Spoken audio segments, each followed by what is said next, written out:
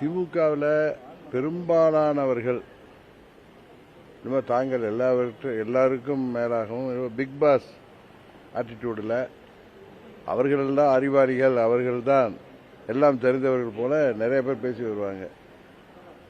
அது திரு கருணாநிதி அவர்கள் காலம் தொட்டு தொடர்ந்து வருவது உங்களுக்கு தெரியும். அவர்கள் யாரையும் மதிப்பதில்லை, குறிப்பாக பெண்களை சமமாக மதிப்பதில்லை. பெண்களை சிலேடையாக அவர்கள் எப்படியெல்லாம் பேசுவார்கள் அந்த தமிழ் புலமை வைத்து என்று உங்களுக்கு தெரியும். திரு கருணாநிதி அவர்கள் காலத்திலிருந்து அவர் சட்டமன்றத்தில் அப்பொழுது எதிர்க்கட்சி தலைவராக இருந்த மறைந்த காங்கிரஸ் கட்சியின் தலைவர் அவர்களை எல்லாம் எப்படியெல்லாம் பேசினார் என்பது உங்களுக்கு தெரியும். அதுபோல அம்மா அவர்களை சட்டமன்றத்தில் எப்படி எல்லாரும் அடித்து துன்புறுத்தினார்கள் என்பது தெரியும்.